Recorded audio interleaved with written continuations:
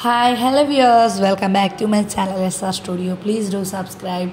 మేమైతే ఇవాళ మంగళవారం ఆంజనేయ స్వామికి అయితే దీపారాధన చేసుకుంటామండి. మామూలుగా ఫ్రైడే ఆర్ థర్స్డే సాయిబాబాకి, ఫ్రైడే లక్ష్మీ పూజ, ఇట్లా మామూలుగా మేమైతే మంగళవారం నాడు ఆంజనేయ స్వామికి అయితే దీపారాధన చేసుకుంటామండి. ఇవాళ నేనైతే బీరకాయలు అయితే మేమైతే మార్కెట్లో తెచ్చుకున్నాము.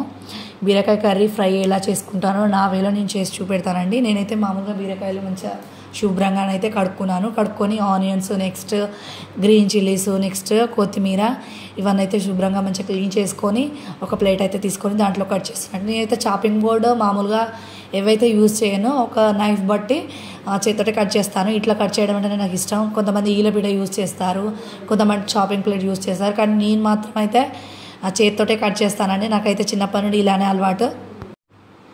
బీరకాయలు అయితే వీలైనంత వరకు అయితే నేనైతే మామూలుగా పచ్చిమిర్చి వేసుకుంటాను ఫ్రైలో. కొద్దిగా కారం కోసం అయితే కొద్దిగా మామూలుగా కారం కలుపుతాను, కానీ ఎక్కువ శాతం అయితే నేను బీరకాయ ఫ్రైలో పచ్చిమిర్చి వేసుకుంటాను. అలా అయితేనే టేస్ట్ బాగుంటుంది. కారం వేస్తే ఏంటిదంటే టేస్ట్ అంతా బాగుండదు నాకైతే. అందుకే నేనైతే బీరకాయ ఫ్రైలో మాత్రం పచ్చిమిర్చి వేసి చేసుకుంటానండి. నేనైతే బీరకాయలన్నీ కోయడం అయితే కంప్లీట్ అయింది. ఇప్పుడు మామూలుగా నేనైతే స్టవ్ వెలిగించి కడాయి అయితే పెట్టుకున్నాను. ఆ కడాయిలో అయితే ఆయిల్ హీట్ అవుతుంది. ఆయిల్ పోసాను. ఆయిల్ పోసిన తర్వాత నెక్స్ట్ ఇవి పచ్చిమిర్చి, ఉల్లిగడ్డలు ఇవైతే వేసుకున్నానండి. వేసుకొని ఫ్రై చేసుకున్నాను. నెక్స్ట్ అయితే పసుపు వేసాను. పసుపు తర్వాత ఆవాలు జీలకర్ర, నెక్స్ట్ ఆనియన్, అల్లం పేస్ట్ అండి. అల్లం పేస్ట్ అయితే ఎక్కువ శాతం నేనైతే షాప్లోది ఎక్కువ వాడను. మనం నూరింది అయితేనే ఇంట్లోది చాలా టేస్టీగా ఉంటుంది. నెక్స్ట్ వచ్చేసి అల్లం పేస్ట్లో కూడా అంత కల్తీ ఉంటుంది కాబట్టి మనమైతే అల్లం పేస్ట్లో ఎక్కువ, షాప్లో ఎక్కువ తీసుకోను నేనైతే. ఎందుకంటే దాంట్లో అన్నీ మిక్స్ అయ్యి వస్తాయి. మనం ఇంట్లో చేసుకున్నది అయితే మామూలుగా బాగుంటుంది. మిర్చి పౌడర్ అయినా, నెక్స్ట్ వచ్చేసి ఇవి మన అల్లం వెల్లుల్లి పేస్ట్ అయినా మనం ఇంట్లో చేసుకునేది అయితే చాలా టేస్టీగా ఉంటుంది. నేనైతే ఇప్పుడు అన్నీ వేసుకున్న తర్వాత ఇప్పుడు బీరకాయ ముక్కలు అయితే వేసుకొని ఫ్రై చేసుకున్నానండి. అవి అయితే కాసేపు మగ్గనివ్వాలి.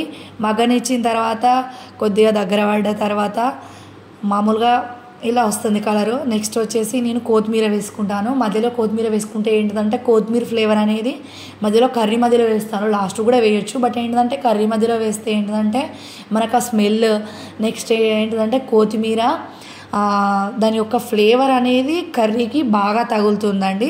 నెక్స్ట్ వచ్చేసి నేను సాల్ట్ వేసుకున్నాను. సాల్ట్ వేసుకుంటే ఏంటంటే మంచిగా కర్రీ బాగా మగ్గుతుంది. నెక్స్ట్ వచ్చేసి నేను పచ్చిమిర్చి వేసాను. బట్ ఏంటంటే కొద్దిగా కారం వేసుకోవడం వల్ల కొద్దిగా క్రిస్పీ అనిపిస్తుంది కాబట్టి నేనైతే కొద్దిగా రెడ్ చిల్లీ పౌడర్ అయితే యాడ్ చేసుకున్నాను. యాడ్ చేసుకొని నెక్స్ట్ అయితే నేను కలిపెట్టుకున్నానండి. కలిపెట్టుకున్న తర్వాత అదైతే కాసేపు మగ్గనివ్వాలి. ఒక 10-15 మినిట్స్ అట్లా మంచిగా మగ్గనివ్వాలండి. నేనైతే వాటర్ గీటర్ ఏం పోయాను, నాకైతే ఆ వాటర్ పోస్తే నచ్చదు.